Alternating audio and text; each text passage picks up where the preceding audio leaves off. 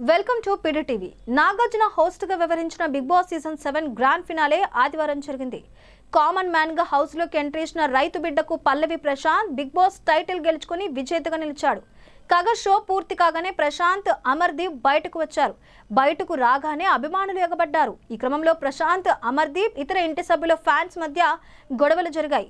రైతు బిడ్డ అభిమానులు అమర్దీప్, అశ్విని కారు అద్దాలను బద్దలు కొట్టడమే కాకుండా ఒక ఆర్టీసీ బస్సును ధ్వంసం చేశారు. దీనిపై ఆర్టీసీ ఎండీ సజ్జనార్ స్పందించిన విషయం తెలిసిందే. అభిమానం పేరుతో చేసే పిచ్చి చేష్టలు సమాజానికి మంచిది కాదు. ఆర్టీసీపై దాడి అంటే సమాజంపై దాడి చేసినట్లేనని హెచ్చరించారు. ఇకపోతే తాజాగా బిగ్ బాస్ షోకు హోస్ట్ గా వ్యవహరిస్తున్న నాగార్జున షో నిర్వాహకులను అరెస్ట్ చేయాలని అడ్వకేట్ అరుణ్ కుమార్ తెలంగాణ హైకోర్టులో పిటిషన్ దాఖలు చేశారు. బిగ్ బాస్ పేరుతో అక్రమంగా 100 రోజుల పాటు కంటెస్టెంట్లను నిర్బంధించడంపై ఆయన అభ్యంతరం వ్యక్తం చేస్తూ పిటిషన్ వేశారు. బిగ్ బాస్ పోటీలో ఉన్న వారిని విచారించాలని పిటిషన్లో పేర్కొన్నారు. ఇదే విషయంపై మహిళా కమిషన్ చైర్మన్ కు కూడా ఫిర్యాదు చేస్తామని పిటిషనర్ అరుణ్ కుమార్ వెల్లడించారు. అలాగే ప్రభుత్వ ఆస్తులను నాశనం చేయడం వెనుకున్న కుట్రను బయటకు తీయాలని ఆయన డిమాండ్ చేశారు.